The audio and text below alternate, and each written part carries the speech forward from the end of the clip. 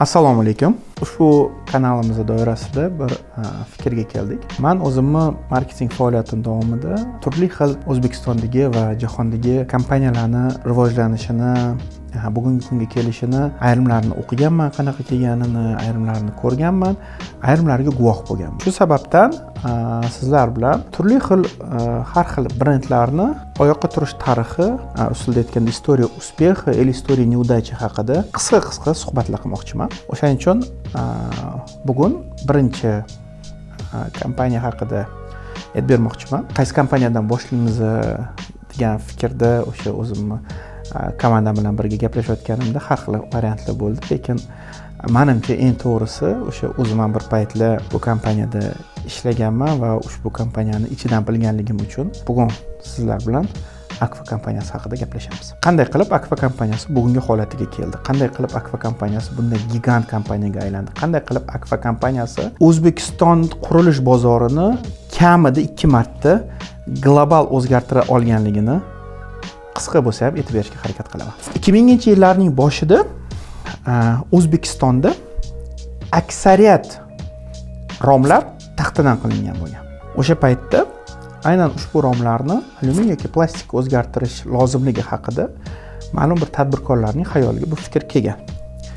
Va ulardan biri barchamizga mashhur bo'lgan Jahongir Ortiqxo'jayev Turkiyadan Akpa nomi bilan o'sha Turkiyada mashhur bo'lgan Akpa nomli alyumin profillarni O'zbekistonga olib kirib savdosini tashkillashtirish bilan profil biznesini boshlaganlar. Bitta narsani aytib o'tish kerak. O'sha paytda O'zbekistonda kamida men bilganim 3 ta profil ishlab chiqaruvchisi bo'lgan.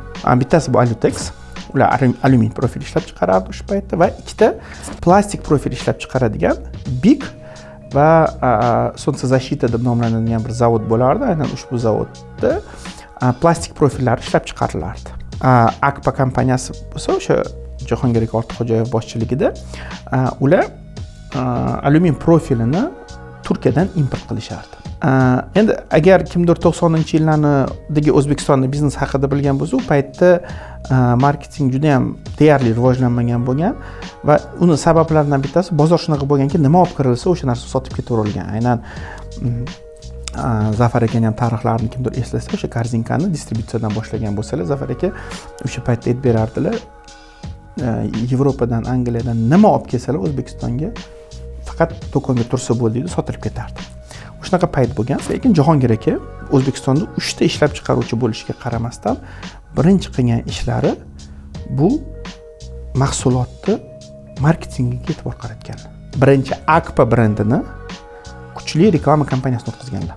Toshkent shahri davomida, Toshkent shahrining ichida ushbu reklama kampaniyasi orqali O'zbekistonda o'yinchilar bo'lib turishiga qaramasdan odamlarni Akfa brendini tanlashga o'rgatganlar. Keyinchalik juda ham qisqa vaqt ichida, unaqa uzoq bo'lmagan 2-3 yil ichida turk hamkorlar bilan biron bir kichik bir kelishmovchiliklar natijasida menimcha o'zlari tushunganlarki, o'zlarini brendlarini qilganlari yaxshiroq ekanligini va Akfa brendi paydo bo'lgan. Endi bitta narsani e'tibor qaratish kerak. Men boshida aytib o'tdim. O'zbekistondagi aksariyat oynalar taxtadan bo'lgan. Hozir ahamiyat bersanglar, aksariyat oynalar plastikdan. Sifat nuqtai nazardan, ya'ni o'sha issiq o'tkazmaslik, ovoz o'tkazmaslik, asosiy sifatlar nuqtai nazaridan plastik alyumindan yaxshiroq hisoblanadi. Lekin o'sha paytda Akfa kompaniyasi aynan alyumin profilini birinchi import qilardi, keyin ishlab chiqarishni qo'yishgan. Va bu yerda o'sha bizda marketingda pozitsionirovание deydi. Pozitsionirovание nuqtai nazaridan birinchi bozor o'zgartirishgan narsaligi aynan to'g'ri kommunikatsiya orqali barchaga uydagi romni taxta romdan alyumin romga almashtirish kerak degan fikrni potrебительlarning miyasiga o'tkaza olganlar. Va buning natijasida barcha uydagi romlarni deyarli ko'pchilik O'zbekistonda alyumin profilni sotib olib, alyumin profil, ya'ni alyumin romlarni qo'yishni boshlashgan. Keyinchalik alyumin ishlab chiqarishdan tashqari plastik ishlab chiqarishni boshlaganlar, ya'ni plastik profil ishlab chiqarishni boshlaganlar aynan Akfa brendi natijasida. Va shuning natijasida ikkinchi marta pozitsionirovание, ya'ni bozorni ikkinchi marta o'zgartirganlarki, Akfa kompaniyasi o'zgartira olganki, odamlar alyumin romdan ko'ra plastik rom ishlatganlari yaxshiroq. Biz mana ko'pincha men Apple kompaniyasini misol keltiraman. Dunyodagi marketing bo'yicha eng zo'r biznes bo'yicha kompaniyalar. Mana Apple dunyoni bir marta o'zgartirgan. Telefon sohasida, endi to'g'ri, planshet, kompyuter sohasida ham o'zgargan, lekin telefon sohasida knopkali telefonni o'rniga smartfonga, ya'ni knopkasi yo'q bo'lgan ekranli telefonga o'tish kerak degan narsani birinchi bo'lib o'sha Apple kompaniyasi qila olgan. Akfa kompaniyasi O'zbekistonda 2 marta shu ishni qila olgan.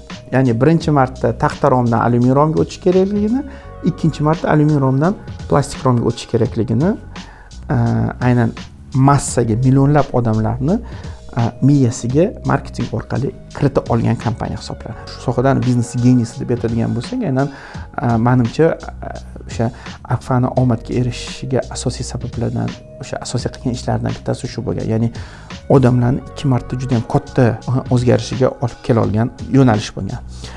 Keyinchalik juda ham bir qiziq keyslar bo'lgan. Yana bir rivojlanishning bitta qadami bo'lganki, o'zi brend kattalashib bozorda liderga aylangandan keyin unga doimiy ravishda hujumlar boshlanadi. Ya'ni ikkinchi, uchinchi o'rinda turgan o'yinchilar liderga hujum qilishni boshlashadi. Akfa'da ham shunaqa bo'lgan. Ya'ni Akfa hamma yoqda Akfa bo'lib ketgandan keyin boy qatlam, ya'ni o'ta boy qatlam, ular ham uyda rom almashtiradi. Ular aytishganki, biz Akfa'ni xohlamaymiz, biz Akfa hamma yoqda. Bizda nima eksklyuziv bor deshganda, o'shanda 5 ta kamerali romlar chiqilgan. O'shanda bitta uncha omadli bo'lmagan kompaniya o'tkazilgan. Reklama kompaniyasi Torka 5R degan reklama kompaniyasi bo'lgan. Unda o'sha paytda endi 3D format, video 3D format chiqqan payt edi. O'shanda Akfa bir reklama kompaniyasi o'tkazgan Torka 5R texnologiyasi degan. Bu aynan o'sha 4 va 5 kamerali romlar. Bu eng yaxshi romlar hisoblanadi. O'sha oradagi kameralar soni ko'proq bo'lganligi uchun issiqni ko'proq ushlab qoladi, tovushni ko'proq o'tkazmaydi.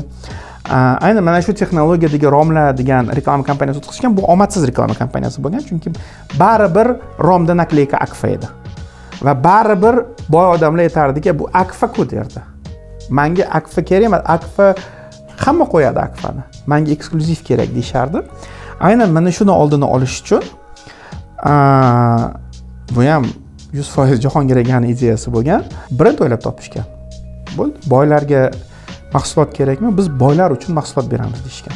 Boylar uchun dunyoda qaysi davlat eng zo'r mahsulotlarni beradi deyishgan savolga Shveysariya deb javob berishgan. To'g'ri? Rolex Shveysariyaniki, eng zo'r soatlar Shveysariyaniki, eng zo'r brendlar, qimmat brendlar Shveysariyaniki deyishganda, Shveysariyadagi bir qishloqchani nomini, qishda ko'pchilik boylar dam olgani boradigan bir kurort shaharchani nomini, Engelberg nomini romga berishgan. Shveysariya texnologiyalari ko'rsangiz hali ham yozuv since 1975. 75-yilda kim tug'ilganini balkim bilarsizlar. Engelberg brendini tashkil qilishgan va reklama kompaniyasini o'tkazishgan. Hech qayerda reklama kompaniyasida Shveysariyada qilingan romlar degan joy bo'lmagan hech qachon. Shveysariya sifati, Shveysariya texnologiyasi, Shveysariya bayrog'ini qo'yishgan hamma narsa, lekin hech qayerda Engelberg Made in Switzerland degan yozuv bo'lmagan. Juda ham ko'pchilik потребительlar Engelbergga haligacha Shveysariyani romi deb o'ylashadi. Men o'shanda juda ham bitta kulgili voqeani aytib beraman.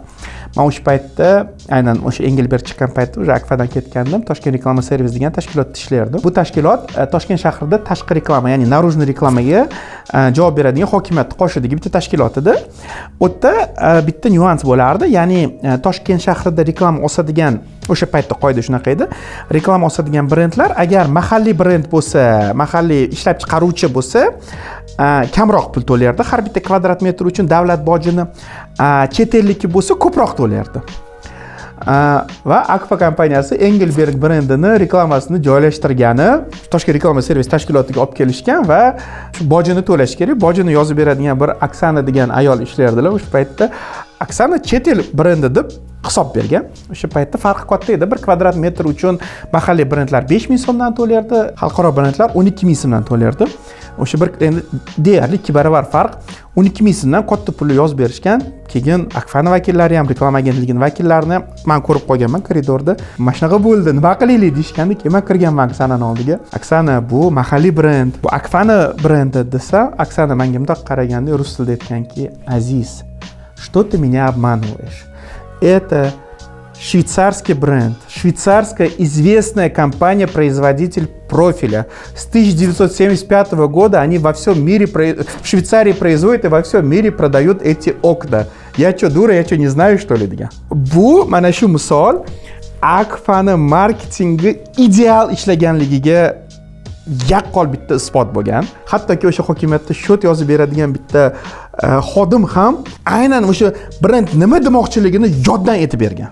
Tabiiyki keyin hamma hujjatlar ko'rsatilgan, sertifikatlar ko'rsatilgan va boj xuddi mahalliy sifatida to'langan, lekin Akfa'ni marketingi qanchalik zo'r bo'lganligi, qanchalik messenjni to'g'ri yo'naltira olganligiga bu yaqqol misol bo'lgan.